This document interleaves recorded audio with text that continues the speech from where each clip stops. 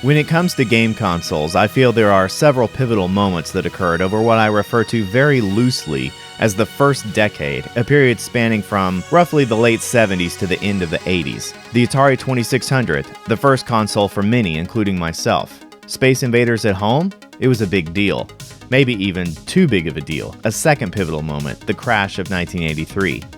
The third was the arrival of the Nintendo Entertainment System thanks to its ability to rise from the ashes in America. It represented a switch from chaos to control and saw the beginnings of a franchise that would level up substantially just a few years later. The fourth was the arrival of the Sega Genesis, a 16-bit console that helped refresh the arcade experience at home and open the floodgates of sports games, a welcome option by many at the time. As we rolled into the 90s, the fifth and final pivotal moment of this era was the arrival of a single gaming product that arguably gave birth to definitive fan fragmentation. I am of course referring to Super Mario Bros. 3. It was kind of a big deal, but this is Facets of the Gem, so let's pick 3 traits and focus on the game itself rather than the hype and marketing it received at the time. Unlike the first game of the series, Super Mario Bros. 3 does not drop you straight into the first level. Instead, it starts you on a map. This implementation stretches far beyond a simple gatekeeper of progress. Rather than consider the map's provisions as new features, think of them as a way to better address player needs from the first game. These improvements alone define a facet. So let's treat Mario 3's design as a way to address some arguable shortcomings of Mario 1 and also as a welcome relief from Japanese Mario 2. If in Mario 1 a player completed a stage as Super Mario or Fiery Mario, that power remained when starting the next level. Starting a new level without a power-up could back an unskilled player into a corner, with no way to progress short of simply getting better by brute force of repeating the same level as many times as extra lives would allow. This was addressed in Mario 3. An inventory was added to allow the player the use of collected power-ups prior to starting any level, or perhaps more importantly, after seeing what they were up against and failing. Inventory items can be acquired from treasure chests found in Toad's house or from defeating Hammer Brothers on the map screen, for example. How about extra lives? These can be acquired in Mario 1 by finding 1-up mushrooms, collecting 100 coins, and from stomping enemies multiple times without touching the ground. While this adds to the players in reserve, the opportunities are rather sparse. The time required to find a 1-up mushroom or roll 100 coins for a single extra life doesn't provide a reserve balance high enough to compensate for a really tough stage. And while the infinite 1-up trick of continuing to bounce on the same Koopa shell helps acquire more than 1 extra life at a time, it also takes a bit of skill to pull it off.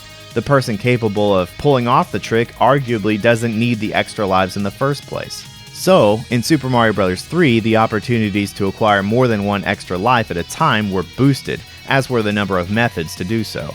Completing a level, or action scene as they were called, presents the player with a goal that flashes a mushroom, flower, and star on a repeating cycle. Once the goal is touched, a card is acquired. Obtaining 3 cards will give the player an extra life. Match 3 cards and receive more than 1. The player has to touch the goal to complete the scene, so any player that can complete at least 3 stages will receive at least 1 extra life. It doesn't take too much time to discover how to trigger a star card on demand, and this gives the player a way to acquire 5 lives at once rather easily, a welcome addition to 1-up grinding without much grinding. The same match 3 exercise is found in a dedicated spade panel on the map. Line up the pictures to receive extra lives. Not only is there a way to receive multiple extra lives at once, but the skill set required is independent of the player's platforming abilities. There are certainly other mini-games and hidden secrets worth mentioning, but the important take from all of this is that Mario 3 was designed in such a way that made it more accessible and therefore easier to attract a larger audience. This is probably the most complex facet to date to try to explain, as it boils down to philosophy of game design, but it serves as a literal game changer and is certainly worthy of note. How does one fight the feeling of monotony in a platformer? There has to be a way to get a player to continue to play through the same thing over and over while making them feel like they are not. Mario 3, like many platformers, leans upon level layout and enemy variety to keep things fresh, but it didn't stop there. Perhaps one of the most overlooked aspects of level design is pace and size of the level. For a single level, how much platforming do you include? How much puzzle solving? While the distance from start to finish in a level dictates the pace, so also does the amount of time spent thinking, hesitating, and of course dying and retrying. I feel that the pacing of the levels in Mario 3 helped the game immensely. Next up is progress via the map. Having a layout where the player can see the progress being made is an underrated aspect of pace. If you played through each of these levels in World 1 via map navigation, and then did it again by simply stringing all the levels back to back with no map, would it seem longer? Probably. Giving you a map to help observe your progress, along with bonus games to play and Hammer Brothers to engage, helps break up the monotony and gives the illusion of a faster pace. And of course, the option to bypass levels entirely and therefore progress faster through the world also helps. But perhaps one overlooked aspect of the great pacing of Mario 3 is just how well thought out the two-player game mode is. In the original Super Mario Bros., Player 2 was at the mercy of Player 1's skill level.